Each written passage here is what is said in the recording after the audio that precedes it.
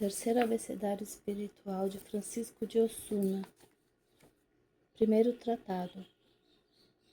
Fala da contínua vigilância que deve ter quem quer se aproximar de Deus. Capítulo 5. Da concórdia que deve haver dentro de ti.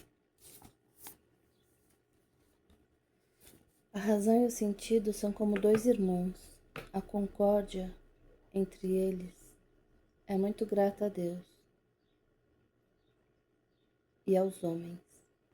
Mas essa concórdia deve ser de tal modo que o menor sirva o maior, lhe obedeça e consinta ser castigado e repreendido quando errar.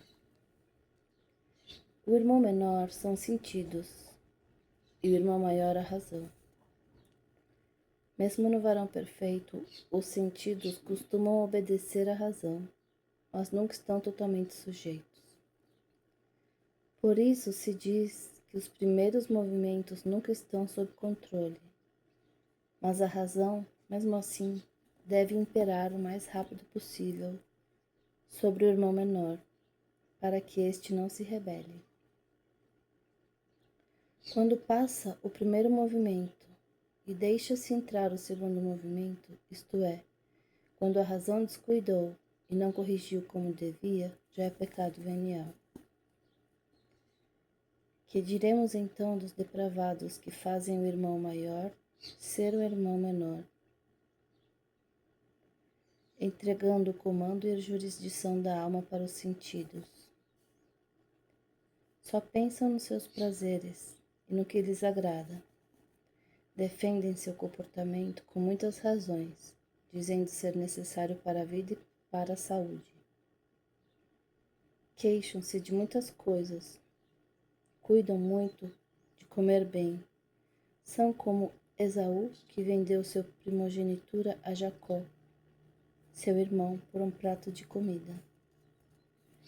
Vendem sua primogenitura celestial, a promessa da vida eterna, porque a sensualidade reclama seus manjares e deleites. Pior ainda, não se importam em nada com a salvação de suas almas. Pensam que Deus lhe oferecerá o céu como se precisasse deles para não ficar entediado e não tivesse a quem dar seu reino. Portanto, a concórdia entre irmãos não pode ser como Esaú e Jacó, mas como entre Abraão e Lote. Abraão, o irmão maior, livrou o menor das mãos de 5 reis que o levavam preso. Gênesis 14, 9 e 16. Assim o irmão maior, que é a razão, deve libertar a sensualidade dos 5 sentidos corporais que a cativam. A concórdia sadia é também a que houve entre São Pedro e Santo André, que eram irmãos. Ambos foram apóstolos de Cristo, e ambos morreram por ele crucificados. Também a razão e os sentidos devem ser crucificados pela penitência para seguirem a Cristo.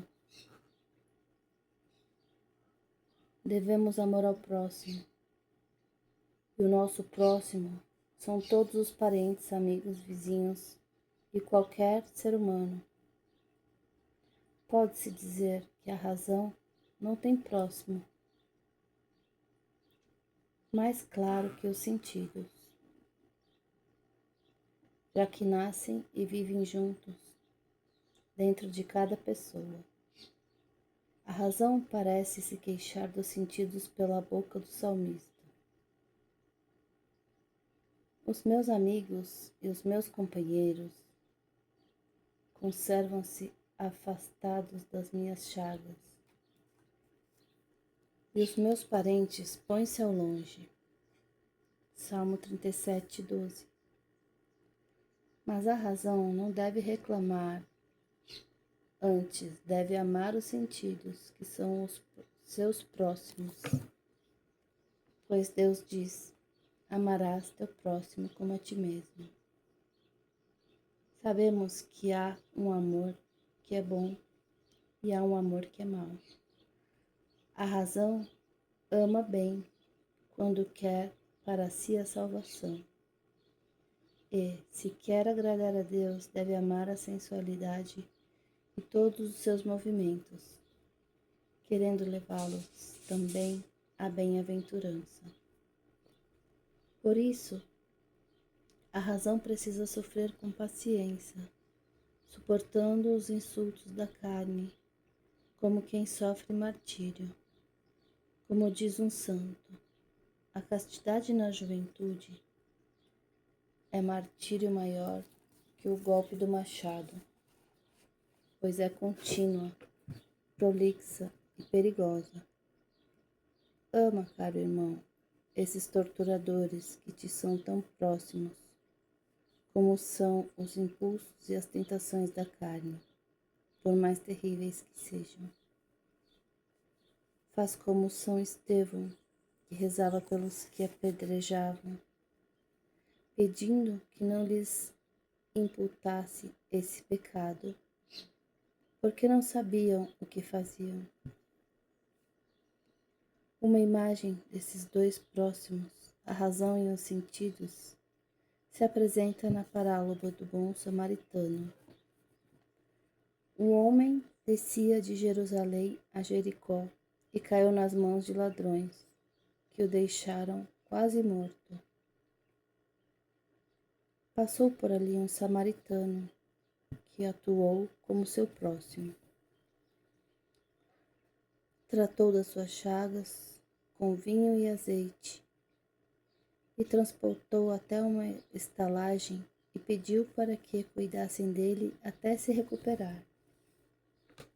Este homem é figura da sensualidade, que deixando a paz e o sossego de Jerusalém, desce a Jericó.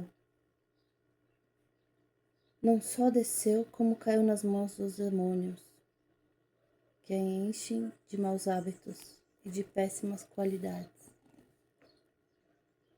Deixaram-na quase morta, porque os demônios não podem tirar a liberdade do homem de sair do pecado. Então aparece o samaritano, que é figura da razão, e que não pode faltar nas maiores tentações.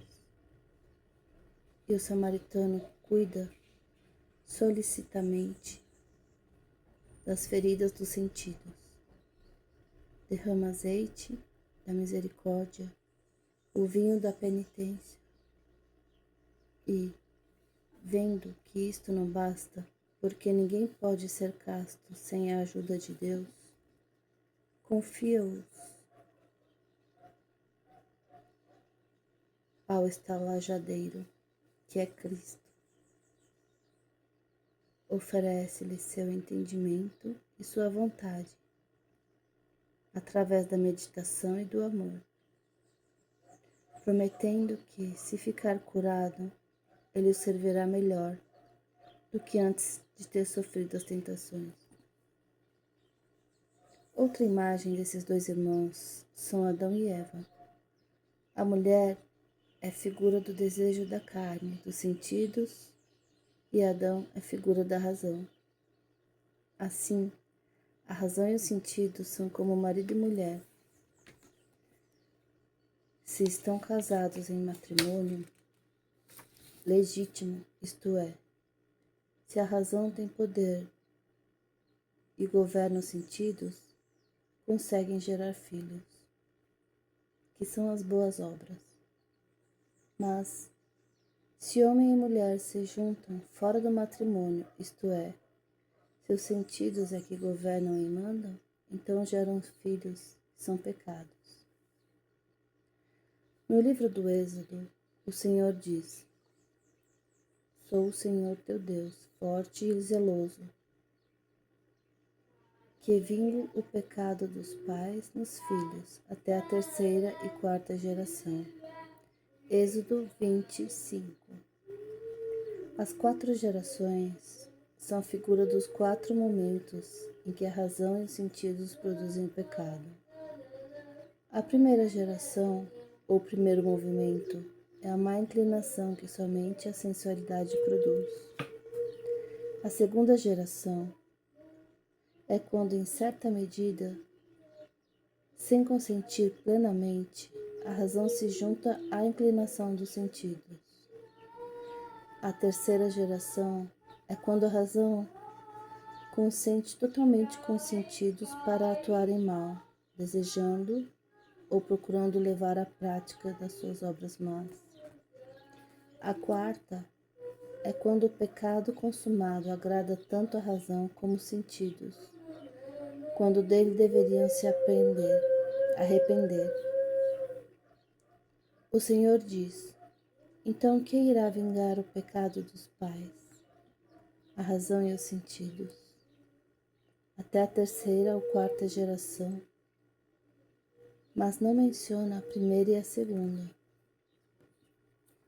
Isso porque a primeira não é pecado e a segunda é pecado venial. Já a terceira e quarta gerações são pecados mortais que levam ao inferno.